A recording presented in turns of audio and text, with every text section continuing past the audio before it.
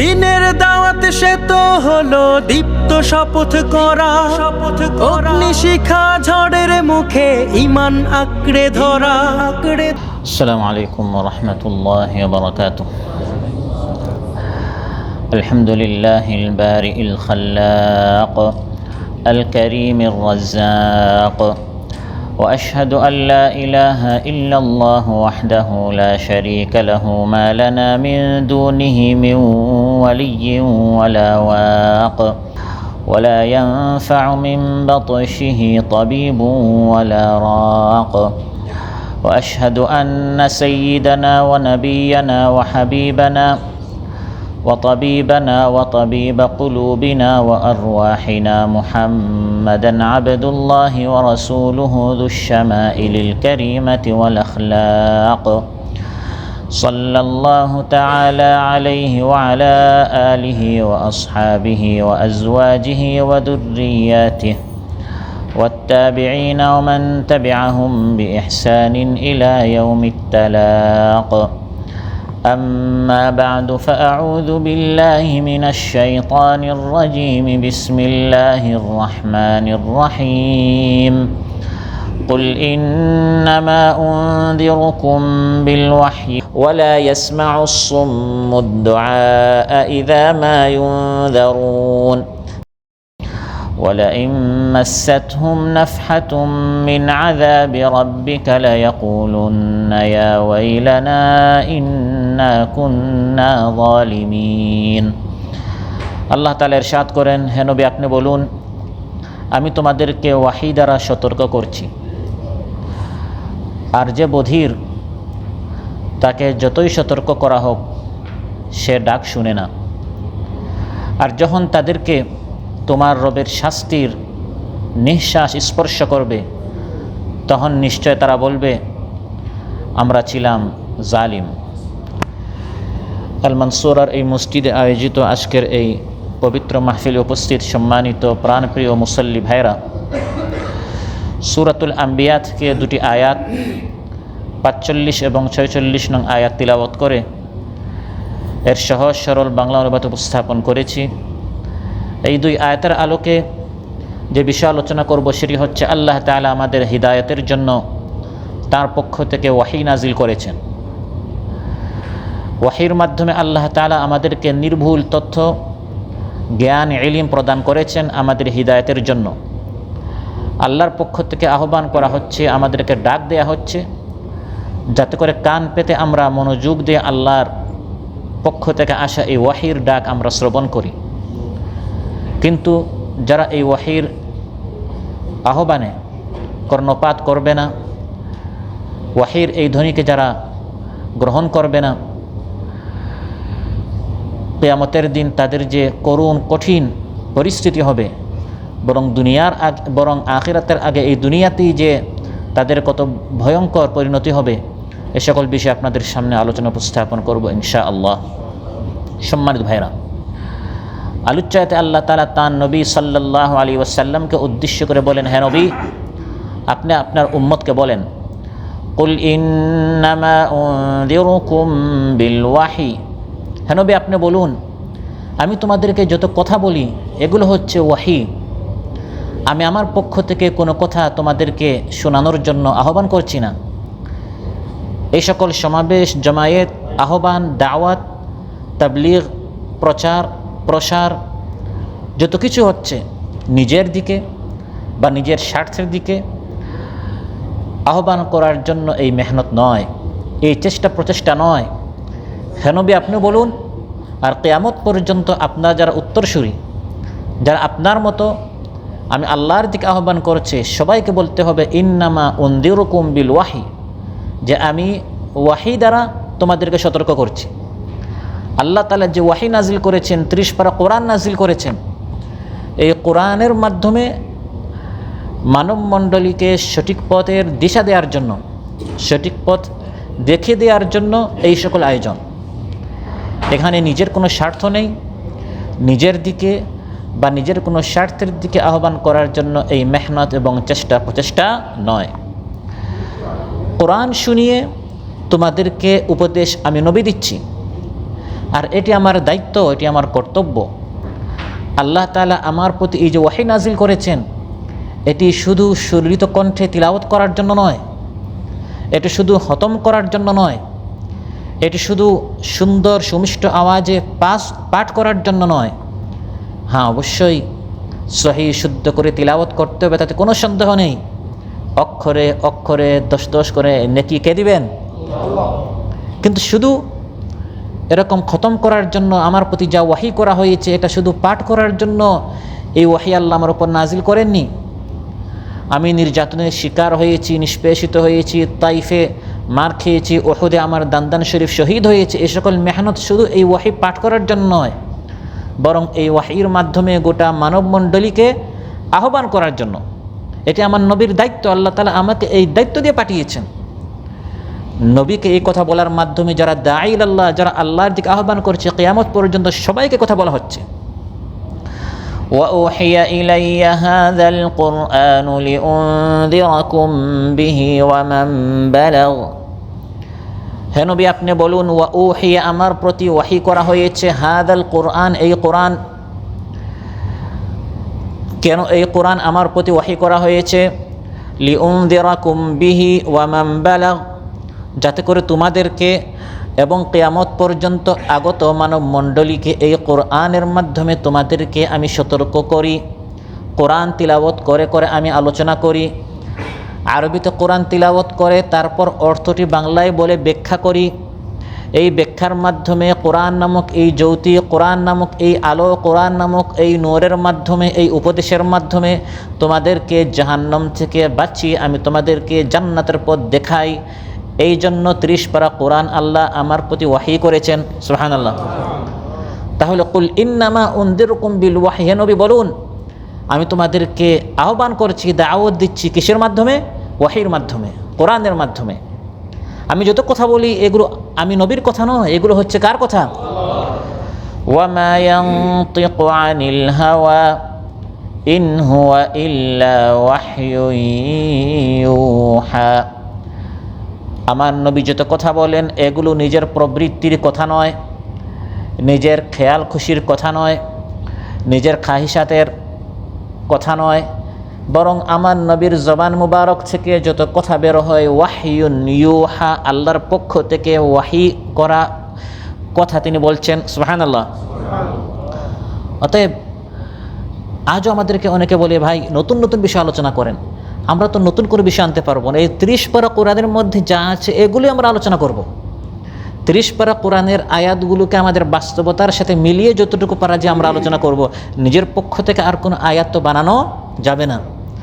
কোরআন তো মানুষের কোনো সংবিধানের মতো এভাবে সংযোজন করা যাবে না, বিয়োজন করা যাবে না, সংস্কার করা যাবে না। কোরআন নামক এই সংবিধানের সংস্কার করা যাবে না, বরং এটি আল্লাহ তাআলা যেভাবে নাজিল করেছেন এই কোরআন তিলাওয়াত করে করে আমরা বুঝাবো। প্রয়োজনে এই নামাজের আয়াতটি আমরা বারবার শোনাবো, সিয়ামের আয়াতগুলো আমরা বারবার শোনাবো, যাকাতের আয়াত আমরা বারবার শোনাবো। বলা যায় না কোন সময় কোন আলোচনার মাধ্যমে কার হিদায়ত হয়। সুবহানাল্লাহ। অনেক সময় এক আয়াত আমরা অনেকবার শুনেছি, হঠাৎ একবার যখন আমরা শুনি আমাদের জীবন বদলে যায়। অতএব হে নবী আপনি বলুন, ইন্নামা উনদিরুকুম বিল ওয়াহী, আমি তোমাদেরকে সতর্ক করছি ওয়াহীর মাধ্যমে। এই ওয়াহী আল্লাহর পক্ষ থেকে যে নাজিল হয়েছে যুগে যুগে নবীদের উপর, এটি হচ্ছে আল্লাহর পক্ষ থেকে মানবমণ্ডলীর জন্য সবচেয়ে বড় রহমত। আল্লাহ তাআলা মানুষকে গুমরাহ রাখতে চান না, আল্লাহ তাআলা মানুষকে পথভ্রষ্ট করতে চান না, আল্লাহ তাআলা মানুষকে জাহান্নাম দিতে চান না। রাস্তা কি? নবীর উপর ওয়াহী নাজিল করে এই ওয়াহীর মাধ্যমে আল্লাহ তাআলা মানুষকে সঠিক পথ প্রদর্শন করেন। এজন্য যখন এই ওয়াহীর ধারা বন্ধ হয়ে গেল, সাহাবায়ে কেরাম রিদওয়ান আজমাইন তারা কান্না করেছেন যে এতদিন যখন আমরা কোনো সমস্যায় পড়তাম আল্লাহর পক্ষ থেকে ওয়াহী নাজিল হয়ে সমাধান করা হতো, নবীর নিকট আমরা আসতাম, ওয়াহী নাজিল হতো, এখন সেই রবের রহমত বন্ধ হয়ে গেল। সহিহ মুসলিমে এসেছে, হযরত আনাস রাদিয়াল্লাহু আনহু বলেন, রাসূল সাল্লাল্লাহু আলাইহি সাল্লাম যখন তার ইন্তেকাল হলো, যখন তিনি মারা গেলেন, قال أبو بكر بعد وفاة رسول الله صلى الله عليه وسلم لعمر رضي الله عنه রাসূল সাল্লাল্লাহু আলাইহি সাল্লামের ইন্তেকালের পর হযরত আবু বকর রাদিয়াল্লাহু আনহু হযরত ওমর রাদিয়াল্লাহু আনহুকে বললেন, হে ওমর, চলো ইনতালিক বিনা ইলা উম্মি আইমান নাজুরুহা কামা কানা রাসূলুল্লাহ সাল্লাল্লাহু আলাইহি ওয়াসাল্লাম ইয়াজুরুহা। রাসূল সাল্লাল্লাহু আলাইহি সাল্লাম বিভিন্ন সময় যেরকম হযরত উম্মে আইমান এর জিয়ারত করতেন, চলো হে ওমর, আমি আবু বকর এবং তুমি ওমর, আমরা এখন উম্মে আইমানের জিয়ারত করি। উম্মে আইমান হচ্ছেন উসামা রাদিয়াল্লাহু আনহুর মা। রাসূল সাল্লাল্লাহু আলাইহি সাল্লাম এর দেখাশোনা করেছিলেন তার শৈশবকালে। মহানবী সাল্লাল্লাহু আলাইহি সাল্লামের মায়ের মতো তিনি তাকে খুব সম্মান করতেন। তো হযরত আবু বকর বললেন, হে ওমর, এখন মহানবী সাল্লাল্লাহু আলাইহি সাল্লাম মারা গিয়েছেন, উম্মে আইমানকে মহানবী সাল্লাল্লাহু আলাইহি সাল্লাম মায়ের মতো শ্রদ্ধা করতেন, তিনি আমাদেরও মা, চলো আমরা তার জিয়ারত করে আসি। ফালাম্মা ইনতাহাইনা ইলাইহা বাকাত। যখন আবু বকর ওমর রাদিয়াল্লাহু আনহুমা উম্মে আইমান রাদিয়াল্লাহু আনহার নিকট গেলেন, তখন উম্মে আইমান কান্না করা শুরু করলেন। ফাকালা লাহা মা ইউবকিকি ফামা ইনদাল্লাহি খায়রুন লিরাসূলিহি। হে উম্মে আইমান, আপনি কান্না করছেন কেন? আমা তা'লামিনা আন্না মা ইনদাল্লাহি খায়রুন লিরাসূলিল্লাহি সাল্লাল্লাহু আলাইহি সাল্লাম। হে উম্মে আইমান, আপনি কি জানেন না যে মহানবী সাল্লাল্লাহু আলাইহি সাল্লামের ইন্তেকাল হয়েছে, তাতে কোনো ক্ষতি নেই, বরং তিনি মারা যাওয়ার কারণে তিনি আল্লাহর বেশি কাছে গিয়েছেন, কারণ আল্লাহ তার নিকট আল্লাহর নবীর জন্য যা প্রস্তুত করে রেখেছেন তা অতি উত্তম, অনেক উত্তম। তিনি মারা গিয়েছেন, এটা কান্নার বিষয় নয়, এক দিক থেকে এটা আল্লাহর নবীর জন্য আরও ভালো হয়েছে।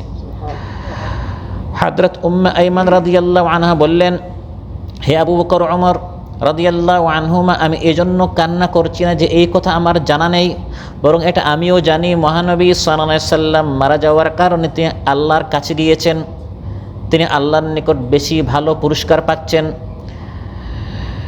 ইন্নী লা আ'লামু আন্না মা ইনদাল্লাহি খায়রুন লিরাসূলিহি ওয়ালাকিন আবকি আন্নাল ওয়াহয়া ক্বাদ ইনকাতা'a মিনাস সামা। আমি এজন্য কান্না করছি, আসমান থেকে ওয়াহি নাজিল হওয়ার ধারা বন্ধ হয়ে গেছে। ওয়াহি এটি কত বড় একটি রহমত ছিল।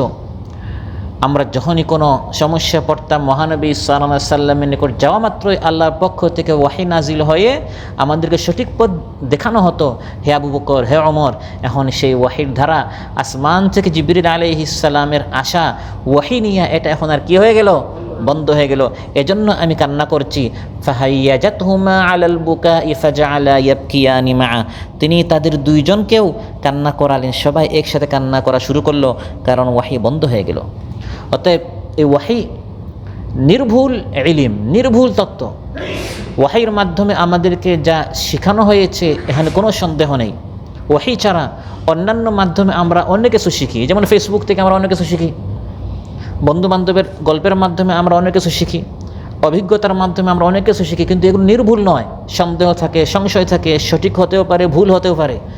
কিন্তু ওয়াহির মাধ্যমে আমাদেরকে যা শেখানো হয়, আলিফ লাম মিম যালিকাল কিতাবু লা রাইবা ফীহি হুদাল লিল মুত্তাকিন। আলিফ লাম মিম, এটি হচ্ছে এমন কিতাব যে কিতাবের মধ্যে কোনো সন্দেহ নেই। আল্লাহর পক্ষ থেকে ওয়াহি নাজিল হয়েছে, এমন ইলম আমাদেরকে দেয়া হচ্ছে, তাতে কোনো সন্দেহ নেই। যে ব্যক্তি এই ওয়াহি থেকে বিমুখ হবে, ওয়াহির ইলম থেকে বিমুখ হবে, সে পথভ্রষ্ট হবে। আর ওয়াহির ইলম, ওয়াহির জ্ঞানকে যে ব্যক্তি আঁকড়ে নিবে, গ্রহণ করবে, সে সঠিক পথ প্রাপ্ত হবে। কুল ইন দালালতু ফাইন্নামা আদিল্লু আলা নাফসি ওয়া ইন ইহতাদাইতু ফাবিমা ইউহি ইলাইয়া রাব্বি ইন্নাহু সামিউন করিব। ওয়াহি আল্লাহর পক্ষ থেকে নাজিল হয়, ফলে মৃত অন্তরগুলো জীবিত হয়ে যায়।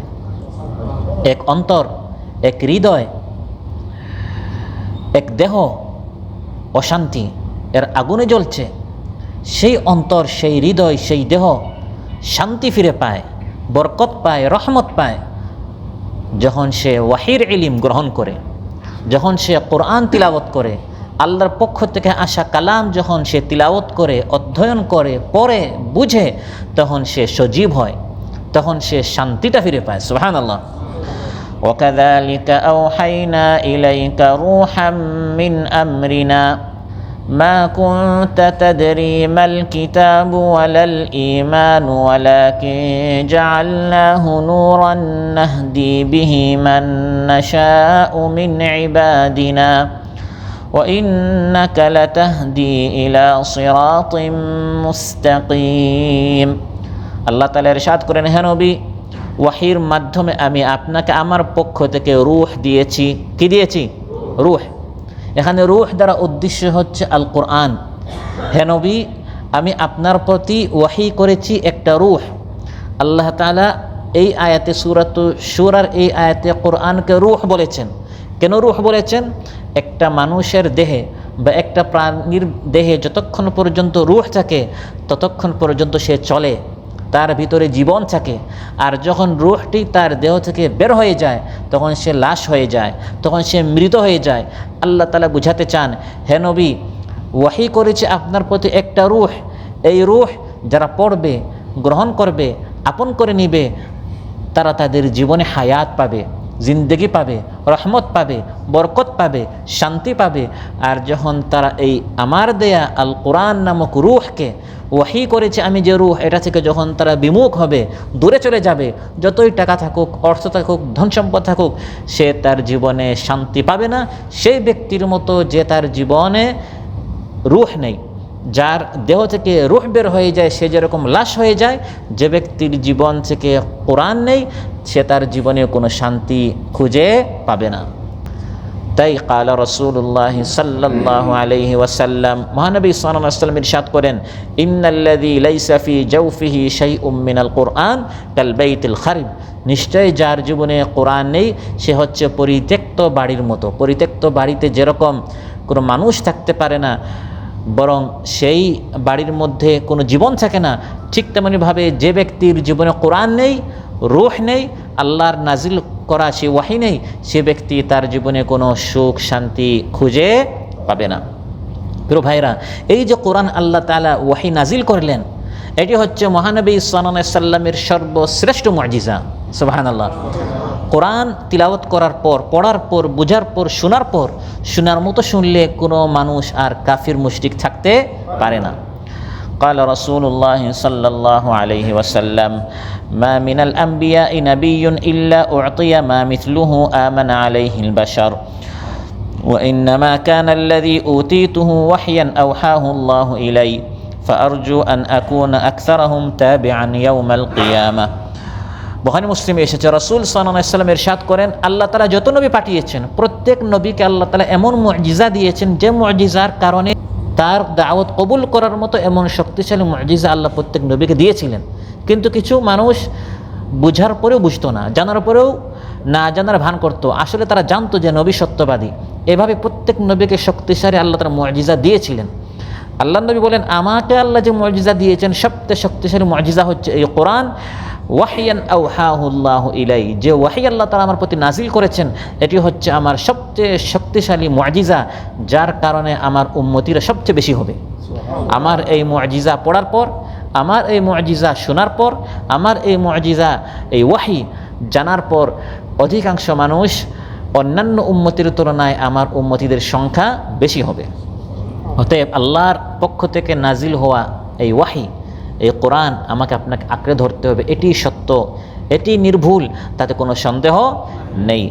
ফাস্তামসিক বিল্লাযী উহিয়া ইলাইকা ইন্নাকা আলা সিরাতিম মুস্তাকিম ওয়া ইন্নাহু লাযিকরুল লাকা ওয়া লিকাওমিকা ওয়া সাওফা তুসআলুন। আল্লাহ তাআলা বলেন, হে নবী, বিল্লাযী উহিয়া ইলাইকা, আপনার প্রতি যা ওয়াহি করা হয়েছে এটা আপনি আঁকড়ে ধরেন, এটাই সত্য। আপনি সত্যের উপর আছেন, আপনি হকের উপর আছেন। ইন্নাকা আলা সিরাতিম মুস্তাকিম, আপনি সহজ সরল পথের উপর আছেন। কসম করে আল্লাহ বলছেন, ওয়াল কুরআনিল হাকিম ইন্নাকা লামিনাল মুরসালিন আলা সিরাতিম মুস্তাকিম। মানুষ বিরোধিতা করবে, মানুষ গালাগালি করবে, আপনি পিছপা হবেন না, পৃষ্ঠ প্রদর্শন করবেন না, ঝিমিয়ে যাবেন না, বরং আপনি কোরআনের দিকে দাওয়াত দিচ্ছেন। এটা আমার পক্ষ থেকে ওয়াহি নাজিল হওয়া কালাম, সত্য। এটা আপনার জন্য এবং আপনার কওমের জন্য এখানে সম্মান রয়েছে। লাযিকরুল্লাকা ওয়া লিকাওমিক, এই কোরআনের মধ্যে আপনার সম্মান। যদি আপনার ভাগ্য খুলতে চান, যদি আপনি সম্মানিত হতে চান, তাহলে কোরআনটা আঁকড়ে ধরেন, সম্মানিত হবেন। সুবহানাল্লাহ। আল্লাহ তাআলা বলেন এই ওয়াহির মাধ্যমে, হে নবী, আপনি আপনার জাতিকে আহ্বান করছেন আমার পক্ষ থেকে নাজিল হওয়া কালামের মাধ্যমে। তারপরেও সবাই যে এই ওয়াহি গ্রহণ করবে, সবাই যে এই ওয়াহির বাণী কবুল করবে, বিষয়টা এমন নয়। এত নির্ভুল কালাম আমার পক্ষ থেকে নাজিল হওয়ার পরেও অনেক মানুষ বধির থাকবে, অনেক মানুষ বধির থাকবে। যারা বধির, আল্লাহ তাআলা বলেন তাদেরকে যত আপনি সতর্ক করেন, তাদেরকে সতর্ক করা সতর্ক না করা সমান। তারা কোরআনের এই ওয়াহির আহ্বান, এই ধ্বনি তারা গ্রহণ করবে না। ওয়ালা ইয়াসমাউস সুম্মুদ দুআ ইযা মা ইউনযারুন, যাদের কানকে, যাদের শ্রবণ শক্তিকে আল্লাহ তাআলা হক সত্য শোনা থেকে বধির করে দিয়েছেন, চোখের উপর আল্লাহ তাআলা পর্দা ফেলে দিয়েছেন এবং অন্তরে আল্লাহ তাআলা তালা মেরে দিয়েছেন, তাদের উপর এই কোরআনের উপদেশ কোনো প্রতিক্রিয়া সৃষ্টি করে না। কত মাহফিল হয়, কত আলোচনা হয়, কত বোঝানো হয়, উনযিরকুম বিল ওয়াহি, ওয়াহি দ্বারা বোঝানো হয়, কোরআন দ্বারা বোঝানো হয়, হাদিস দ্বারা বোঝানো হয়, তারপরেও একদল মানুষ সুদ নিতেই থাকে, মিথ্যা কথা বলেই যায়, মানুষের হক নষ্ট করতেই থাকে, জুলুম এবং মানুষের মাল আত্মসাৎ করতেই থাকে। যতই বুঝান তারপরেও দেখা যায় কোরআন দ্বারা বোঝানোর পরেও তার জীবনে কোনো প্রতিক্রিয়া সৃষ্টি হয় না। ইন্নাল্লাযীনা কাফারু সাওয়াউন আলাইহিম আআনযারতাহুম আম লাম তুনযিরহুম লা ইউমিনুন খাতামাল্লাহু আলা কুলুবিহিম ওয়া আলা সাম'ইহিম ওয়া আলা আবসারিহিম গিশাওয়াহ ওয়া লাহুম আযাবুন আযীম। ইন্নাল্লাযীনা কাফারু, নিশ্চয় যারা অস্বীকার করেছে। আপনি কোরআন থেকে আলোচনা করছেন, যারা রাসূল সাল্লাল্লাহু আলাইহি ওয়াসাল্লামের উপর ওয়াহি করা হয়েছিল, কোরআন আয়াত তিলাওয়াত করে তাকে বুঝাচ্ছেন।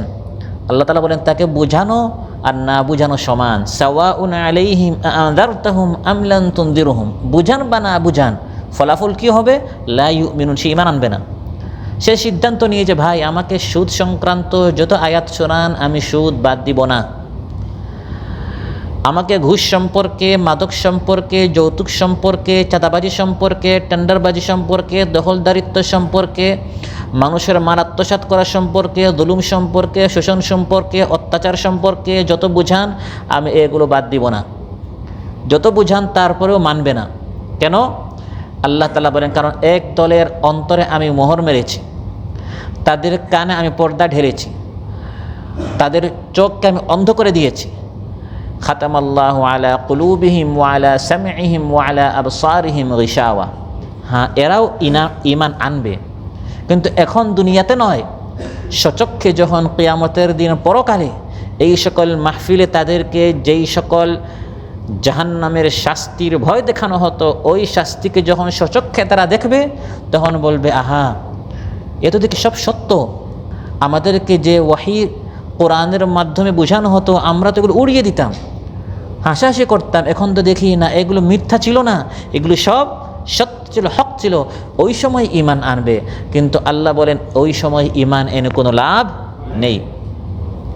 وَلَئِن مَّسَّتْهُمْ نَفْحَةٌ مِّنْ عَذَابِ رَبِّكَ لَيَقُولُنَّ يَا وَيْلَنَا إِنَّا كُنَّا ظَالِمِينَ, যখন তাদেরকে তোমার রবের শাস্তির একাংশ স্পর্শ করবে, এতদিন তাদেরকে যে শাস্তির কথা সতর্ক করানো হতো, উনযিরকুম বিল ওয়াহি, কোরআন দ্বারা সতর্ক করা হতো, ভাই মানুষকে কষ্ট দিবেন না, কষ্ট দিবেন না, অত্যাচার করবেন না, শাস্তি আসবে, শাস্তি আসবে, কারণ আল্লাহ এই বলেন, এই বলেন, এভাবে কোরআন থেকে বারবার বোঝানো হতো, মানে না, শুনে না, উড়িয়ে দে, প্রত্যাখ্যান করে, হাসাহাসি করে, মস্কারি করে।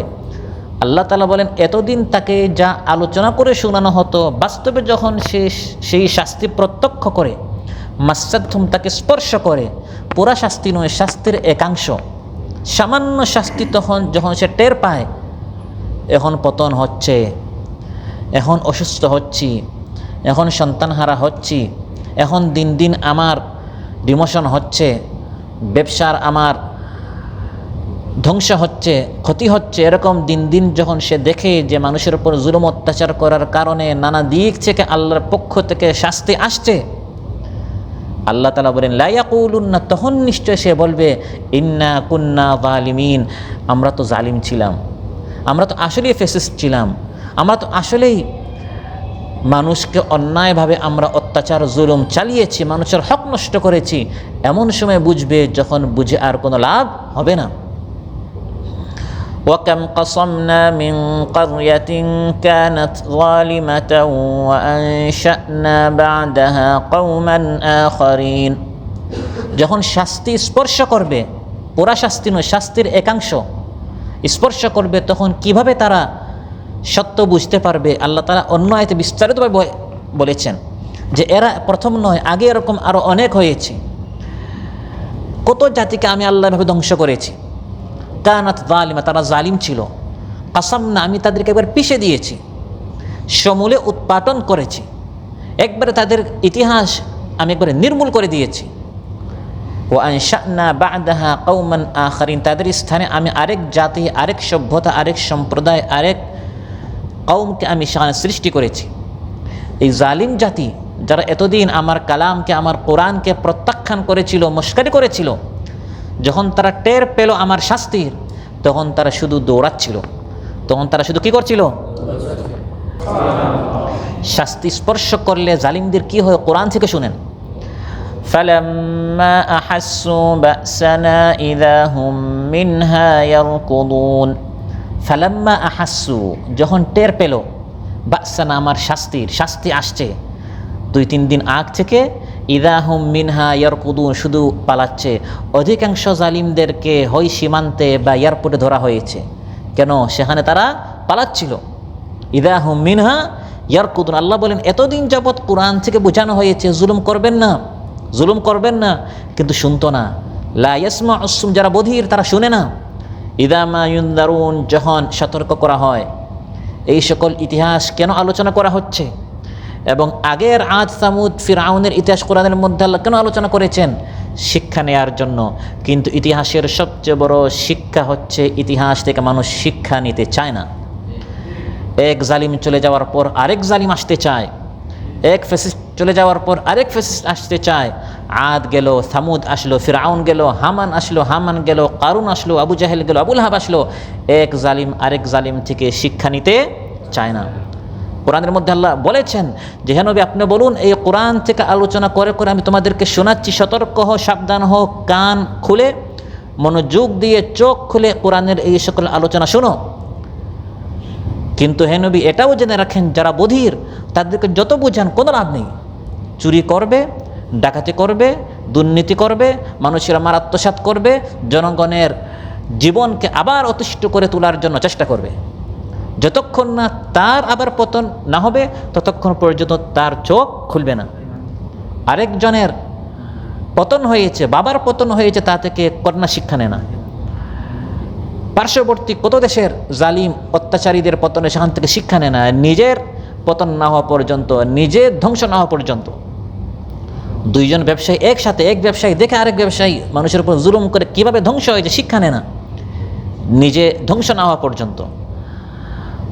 দুইজন শ্রমিক একসাথে কাজ করছে, এক শ্রমিক দেখছে যে তার ওই কলিগ কিভাবে মালিকের মাল অন্যায়ভাবে নষ্ট করেছে, কিভাবে ধ্বংস হয়েছে, শিক্ষা নেয় না, নিজে ধ্বংস না হওয়া পর্যন্ত। সতর্ক করবেন, আপনি কোরআন থেকে শোনাবেন, বুঝাবেন। আল্লাহ বলেন কিছু মানুষ বধির থাকে, অন্ধ থাকে, গ্রহণ করবে না।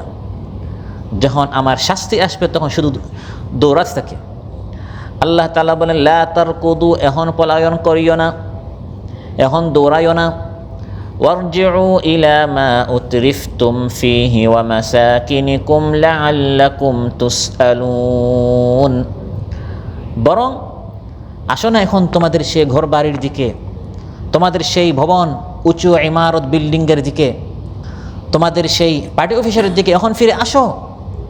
লাআল্লাকুম তুসআলুন, এখন তোমাদেরকে সওয়াল করা হবে, জিজ্ঞাসাবাদ করা হবে, এতকাল মানুষের উপর জুলুম অত্যাচার কেন চালিয়েছ।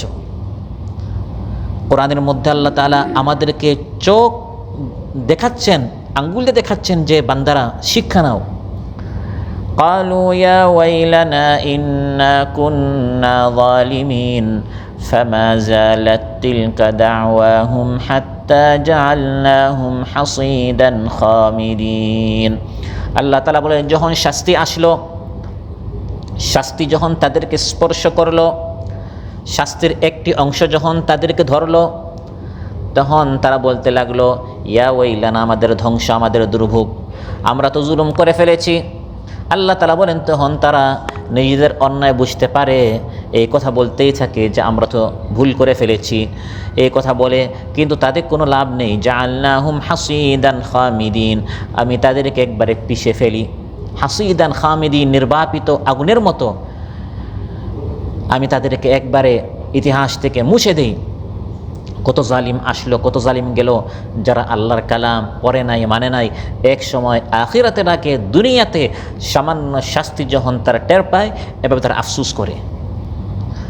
আখিরাতেও জালিমরা যখন শাস্তি, জাহান্নামের শাস্তির সামান্য যখন তারা টের পাবে, এভাবে তারা বলা শুরু করবে যে আমরা আসলে অন্যায় করে ফেলেছি, তখন অনুশোচনা করবে, তখন আফসুস করবে। কিন্তু এই অনুশোচনা, এই আফসুস কোনো কাজে আসবে না। ওয়ালা ইম্মাসাতহুম নাফহাতুম মিন আযাবি রাব্বিক, আল্লাহ তাআলা বলেন, তোমার রবের শাস্তির গজবের একটা নিঃশ্বাস যখন তাদেরকে স্পর্শ করবে, তখন তারা বুঝতে পারবে যে আমরা আসলে দুনিয়াতে সঠিক কাজ করি নাই। গজবের নিঃশ্বাস, একটা হচ্ছে গজব আযাব, জাহান্নামের আযাব, একটা হচ্ছে জাহান্নামের আযাবের নিঃশ্বাস। এই যে এখন তো একটু কমলো, বিগত দিনগুলোতে এত গরম ছিল, এই গরম সম্পর্কে রাসূল সাল্লাল্লাহু আলাইহি ওয়াসাল্লাম ইরশাদ করেন, এটা হচ্ছে জাহান্নামের আগুনের নিঃশ্বাস। এটা আল্লাহর জাহান্নামের যে গজব, এই নিঃশ্বাসটি, নাফাস, শ্বাসটি যদি এত গরম হয়, তাহলে মূল জাহান্নামের আগুনে যাদেরকে জ্বালানো হবে, পোড়ানো হবে, তাদের অবস্থা কত কঠোর এবং কত কঠিন, কত ভয়ঙ্কর হবে। নাউযুবিল্লাহ। قال رسول الله صلى الله عليه وسلم, সহিহ মুসলিমে এসেছে, মহানবী সাল্লাল্লাহু আলাইহি ওয়াসাল্লাম ইরশাদ করেন, ইশতাকাতিন নারু ইলা রাব্বিহা ফাকালাত ইয়া রাব্বি আকালা বা'দি বা'দা, জাহান্নাম আল্লাহর নিকট অভিযোগ করলো, হে আল্লাহ, আমি শ্বাস ফেলতে চাই। জাহান্নামকে আল্লাহ তাআলা ইন্নাহা আলাইহি মুসাদা ফি আমাদিম মুমাদ্দাদা, উপরে ঢাকনা দিয়ে আল্লাহ তাআলা ঢেকে রেখেছেন। যেরকম একটি পাতিলে যদি আপনি ঢাকনা দিয়ে বন্ধ করে রাখেন, তখন ভিতরে শ্বাস কি করতে চায়, বের হতে চায়। যখন ঢাকনা খুলবেন, দেখেন উপর থেকে আপনার ধোঁয়া বের হয়। ঠিক সেভাবে জাহান্নাম শ্বাস ফেলতে চাচ্ছে, ভিতরে পুরো সিদ্ধ হয়ে যাচ্ছে। রাসূল সাল্লাল্লাহু আলাইহি ওয়াসাল্লাম ইরশাদ করেন, ফাআযিনা লাহা বিনাফাসাইনি, নাফাসিন ফিস শিতাই ওয়া নাফাসিন ফিস সাইফ, জাহান্নামকে আল্লাহ তাআলা দুইবার বছরে শ্বাস ফেলার অনুমতি দিয়েছেন। একটি হচ্ছে গ্রীষ্মকালে, একটি হচ্ছে শীতের সময়। ফাআশাদ্দু মা তাজিদুনা মিনাল হাররি ওয়া আশাদ্দু মা তাজিদুনা মিনাজ জামহারির, বছরের সবচেয়ে গরমের দিনগুলো হচ্ছে ওই শ্বাসের দিনগুলো, আর বছরের সবচেয়ে ঠান্ডার দিন হচ্ছে শ্বাসের আরেক দিনগুলো। কারণ জাহান্নামে শুধু গরম দ্বারা শাস্তি দেওয়া হবে না, জাহান্নামে ঠান্ডা দ্বারাও শাস্তি দেওয়া হবে। এজন্য ইব্রাহিম আলাইহিস সালামকে যখন জ্বলন্ত আগুনে নিক্ষেপ করা হয়েছিল, তখন আল্লাহ তাআলা কি বলেছিলেন, কুলনা ইয়া নারু কুনি বারদান ওয়া সালামান আলা ইব্রাহিম, হে আগুন, আমার ইব্রাহিমের জন্য শান্তিদায়ক ঠান্ডা হয়ে যাও। কারণ সালামান, শান্তিদায়ক যদি আল্লাহ না বলতেন, শুধু ঠান্ডা হতো, তাহলে ঠান্ডাটাও আরেক গজব। আগুনটা গরম হওয়ার কারণে যেমন গজব, শাস্তি, কষ্ট, এখন পুরোটা যদি বরফ আইস হয়ে যায়, এটা হচ্ছে আরেক গজব, আরেক কষ্ট। এর জন্য আল্লাহ বলেছেন শান্তিদায়ক ঠান্ডা হোক। জাহান্নামীদেরকে জাহান্নামে গরম দ্বারাও শাস্তি দেওয়া হবে, ঠান্ডা দ্বারাও শাস্তি দেওয়া হবে। তো জাহান্নামের আগুন কত ভয়ঙ্কর হবে, মাঝে মধ্যে আল্লাহ তাআলা ওই শ্বাস আমাদেরকে অনুভব করিয়ে মূল জাহান্নামকে যেন আমরা ভয় পাই, এই জন্য আল্লাহ তাআলা এই সুযোগটা করে দিয়েছেন। যারা ইমানদার মুত্তাকি, তারা এই গরমের সময় বাইরে যখন যায়, তখন তারা আল্লাহর নিকট বলে, আল্লাহুম্মা ইন্না নাউযু বিকা মিন আযাবি জাহান্নাম, হে আল্লাহ, এই গরম সহ্য করতে পারছি না, হাজার হাজার কিলোমিটার দূর এই সূর্য, তার এই তাপ আমি সহ্য করতে পারছি না। সেই জাহান্নামের শ্বাস যদি এত গরম হয়, মূল জাহান্নামে যখন বান্দাকে নিক্ষেপ করা হবে, তখন এই বান্দার অবস্থা কি হবে? আল্লাহ তাআলা বলেন, যখন জাহান্নামীদেরকে জাহান্নামে নিক্ষেপ করার আগ মুহূর্তে যখন নাফহাতুম মিন আযাবি রাব্বিক, জাহান্নামের একটা নিঃশ্বাস, গজবের নিঃশ্বাসটা যখন তারা টের পাবে, দূর থেকে তারা দেখছে জাহান্নাম অগ্রসর হচ্ছে, তাদেরকেও জাহান্নামের দিকে হাঁকিয়ে নেওয়া হচ্ছে, জাহান্নামে নিক্ষিপ্ত হওয়ার পর তো তারা বুঝবেই যে দুনিয়াতে যত সতর্ক করানো তো সব সত্য। আল্লাহ বলেন এর আগ থেকেই তাদের চোখ খুলে যাবে, কিন্তু ওই সময় চোখ খুলে তার কোনো লাভ নেই। إذا رأتهم من مكان بعيد سمعوا لها تغيظا وزفيرا وإذا ألقوا منها مكانا ضيقا مقرنين دعوا هنالك ثبورا لا تدعوا اليوم ثبورا واحدا وادعوا ثبورا كثيرا। জাহান্নামীরা যখন তাদেরকে জাহান্নামে নিক্ষেপ করা হবে, দূর থেকে যখন তারা জাহান্নাম দেখবে, তখন তারা জাহান্নামের ভয়ঙ্কর গর্জন এবং শব্দ শুনতে পারবে। জাহান্নাম চিৎকার করবে, কোথায় সেই জাহান্নামীরা যারা দুনিয়াতে আমার রবের ওয়াহি কালাম গ্রহণ করে নাই, শোনে নাই, কবুল করে না, তারা কোথায়? আমি তাদেরকে এখন গিরে ফেলতে চাই, গ্রাস করতে চাই। তারপর যখন এই জাহান্নামীদেরকে জাহান্নামের সংকীর্ণ স্থানে তাদেরকে বেঁধে শিকলে তাদেরকে এভাবে বেঁধে যখন নিক্ষেপ করা হবে, তখন তারা বলতে থাকবে সুবুরা, হায় আমাদের ধ্বংস, হায় আমাদের ধ্বংস, লা ইয়াকুলুন্না ইয়া ওয়াইলানা ইন্না কুন্না যালিমিন, আমাদের দুর্ভোগ, আমরা তো জুলুম করে ফেলেছি। আল্লাহ বলেন এখন ধ্বংস ধ্বংস বলে কোনো লাভ নেই। একবার ধ্বংস না, শতবার ধ্বংস ধ্বংস বলো, তাতে তোমাদেরকে দুনিয়াতে ফিরিয়ে যাওয়ার আর কোনো সুযোগ দেওয়া হবে না। ইসলাউহা ফাসবিরু আও লা তাসবিরু সাওয়াউন আলাইকুম, আজ সবর করলেও যেটা, সবর না করলেও সেটা, জাহান্নামে গিয়ে ধৈর্য করলে যেটা, অধৈর্য হলেও সেটা, জাহান্নাম থেকে বেরোতে পারবে না। আফসোস করবে, কিন্তু সেই আফসোস কোনো কাজে আসবে না। এই দুনিয়াতে তারা আফসোস করবে জাহান্নামে গিয়ে, এই দুনিয়াতে কত সুযোগ ছিল কোরআন মানার, কোরআন পড়ার, কেন আমরা গ্রহণ করলাম না?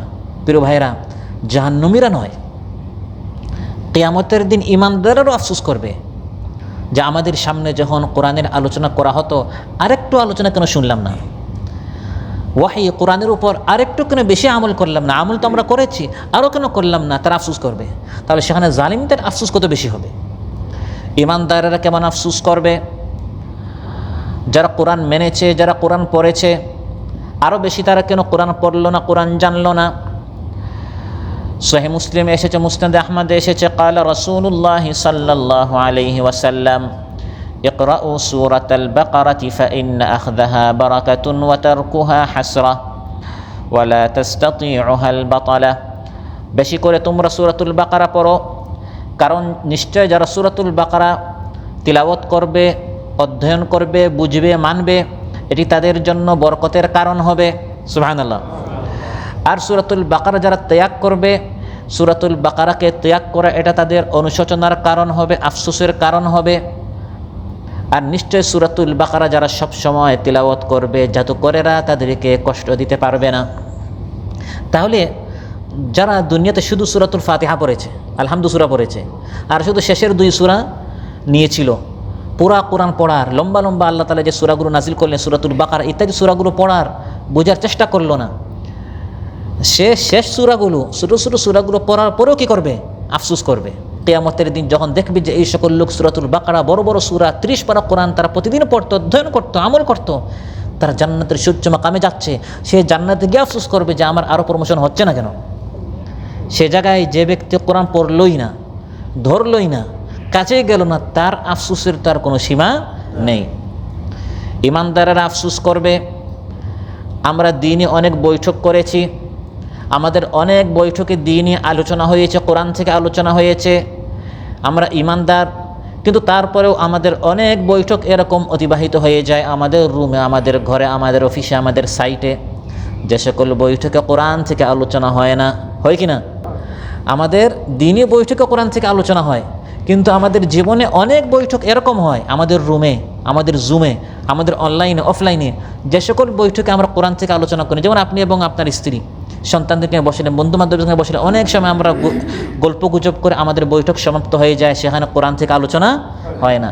এই সকল বৈঠক কিয়ামতের দিন ঈমানদারদের জন্য অনুশোচনার কারণ হবে। আহারে, দুনিয়াতে দিনই তো অনেক বৈঠক করলাম, কিন্তু এরকম অনেক বৈঠক আমাদের হয়েছে যে সকল বৈঠক শুধু হাসাহাসি হয়েছে, শুধু আড্ডা মেরেছি, শুধু গল্প গুজব করেছি, সেখানে আল্লাহর কালাম, আল্লাহর প্রশংসা করি নাই, রাসূল সাল্লাল্লাহু আলাইহি ওয়াসাল্লামের উপর দুরূদ পড়ি নাই, ওই বৈঠকের কারণে যারা কোরআন মেনেছে তারাও কিয়ামতের দিন আফসোস করবে। قال رسول الله صلى الله عليه وسلم ما قعد قوم مقعدا لم يذكروا فيه الله عز وجل ويصلوا على النبي صلى الله عليه وسلم إلا كان عليهم حسرة يوم القيامة وإن دخلوا الجنة للثواب।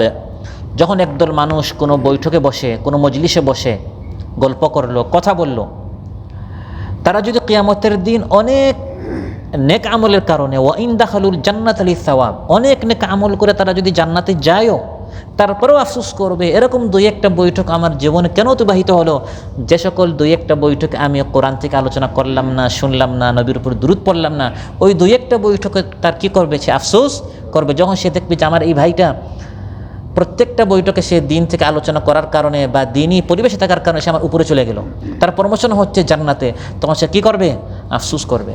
কারণ জান্নাতে সবাই এক লেভেলের হবে না, জান্নাতে এরকম দারাজাত আছে, জান্নাতে এরকম স্তর আছে, ক্লাস আছে। সুবহানাল্লাহ।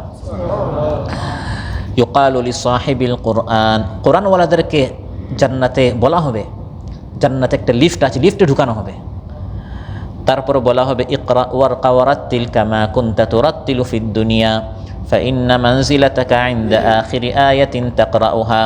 জান্নাতীদেরকে লিফটে ঢুকানো হবে, তারপর বলা হবে তিলাওয়াত করতে থাকো আর উপরে চড়তে থাকো, তোমার স্থান হচ্ছে সেখানে যেখানে তোমার তিলাওয়াত শেষ হবে। সুবহানাল্লাহ। তাহলে আপনি দেখবেন যে এই আমার বন্ধু, আমার সাথী, আমার সঙ্গে আমার সাথে ছিল, 30 পারা কোরআন পড়েছে, বুঝেছে, আমল করেছে, জান্নাতের সর্বোচ্চ মাকামে চলে গেল। আপনি জান্নাতে যাওয়ার পরেও আফসোস করবেন, যেরকম দুনিয়াতে আপনার জায়গা জমিন হওয়ার পরেও যার তো নাই সে আফসোস করে, আপনার হওয়ার পরেও আপনি আরও চান আরেকটু ইনকাম করলে, আরেকটু উপার্জন করলে, আরেকটু কষ্ট করলে আমার আরেকটু হইতো। কিন্তু জান্নাতের যাওয়ার পরে তারা কী করবে, আফসোস করবে, আরেকটু হলে আমি আরেকটু উপরে যেতে পারতাম।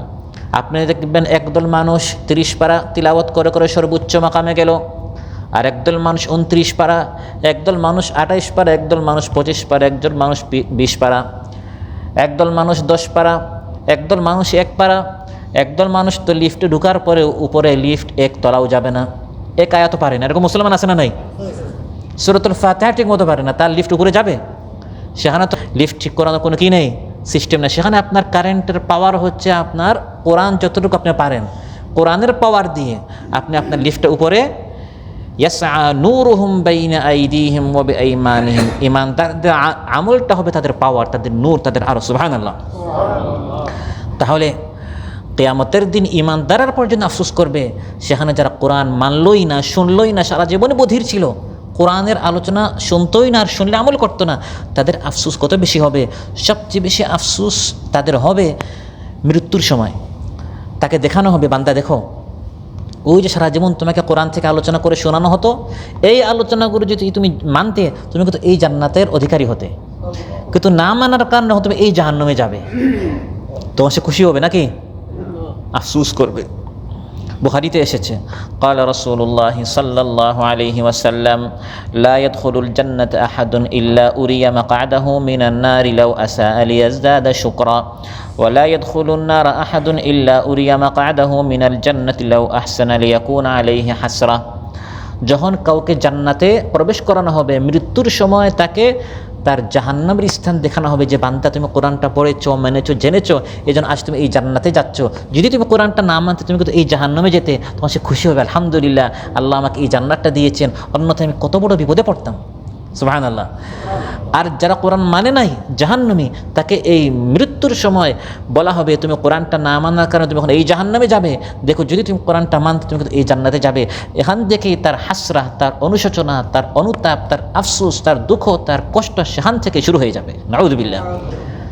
লা ইয়াকুলুন্না ইয়া ওয়াইলানা ইন্না কুন্না যালিমিন, তখন তারা শুধু বলবে আহা আমরা তো জুলুম করে ফেলেছি। সম্মানিত ভাইরা, আজকের আলোচনা থেকে যেটা আমরা জানলাম, বুঝলাম, সেটি হচ্ছে আল্লাহ তাআলা আমাদের হেদায়েতের জন্য তার পক্ষ থেকে নির্ভুল তথ্য, জ্ঞান আমাদেরকে দেওয়ার জন্য 30 পারা কোরআন ওয়াহির মাধ্যমে আল্লাহ তাআলা নাজিল করেছেন। যে আওয়াজ ধ্বনি 1450 বছর আগ থেকে শুরু হয়েছে, এখন চলছে, কিয়ামত পর্যন্ত চলবে। একদল মানুষ দলে দলে এই কোরআনের আহ্বান গ্রহণ করছে, আরেকদল মানুষ কোরআন শোনার পরেও গ্রহণ করে না। আলোচ্য আয়াতে তাদেরকে আল্লাহ তাআলা বধির বলেছেন। হ্যাঁ, সে বুঝবে। আলোচ্য আয়াতে আল্লাহ বলছেন যখন বাস্তবে শাস্তি অবলোকন করবে, দেখবে পুরা শাস্তি নয়, শাস্তির একাংশ, যখন সামান্য আমি আল্লাহ তাকে স্পর্শ করব, তখন বুঝে ফেলবে দুনিয়াতে যা কথা বলা হতো সবই সত্য। অতএব সেই শাস্তি আসার আগে আমাদের সবাইকে আল্লাহর কালাম গ্রহণ করতে হবে, পড়তে হবে, জানতে হবে, মানতে হবে। আল্লাহর এই কোরআনের মধ্যে আমাদের সবার জন্য শান্তি রয়েছে, মুক্তি রয়েছে। আল্লাহ তাআলা আমাদের সবাইকে যা বলা হলো এর উপর আমল করার তৌফিক দান করুন। আমাদের মধ্যে যারা অসুস্থ রয়েছেন আল্লাহ তাআলা সুস্থ করে দেন, যার যে পেরেশানি আছে আল্লাহ তাআলা পেরেশানি মুক্ত করুন। আমাদের সবাইকে কোরআনওয়ালা হওয়ার, সুন্নাহওয়ালা হওয়ার, কোরআন পড়ার, জানার, বুঝার তৌফিক দান করুন। আমাদের পরিবারকে, আমাদের ফ্যামিলিকে আল্লাহ তাআলা কোরআনী পরিবার, দ্বীনি পরিবার, সুন্নার মাহৌল পরিবেশ আমাদের ঘরে চালু করার আল্লাহ তাআলা তৌফিক দান করুন। সাংসারিক ঝামেলা আল্লাহ দূর করুন, পারিবারিক অশান্তি আল্লাহ তাআলা দূর করুন, সাংসারিক শান্তি আল্লাহ তাআলা আমাদের পরিবারগুলোতে আল্লাহ তাআলা সৃষ্টি করে দেন। আসসালামু আলাইকুম ওয়া রাহমাতুল্লাহি ওয়া বারাকাতুহু। সুবহানাকাল্লাহুম্মা বিহামদিকা আশহাদু আল্লা ইলাহা ইল্লা আনতা আস্তাগফিরুকা ওয়া আতুবু ইলাইক। দিনের দাওয়াত সে তো হলো দীপ্ত শপথ করা, অগ্নি শিখা ঝড়ের মুখে ঈমান আঁকড়ে ধরা।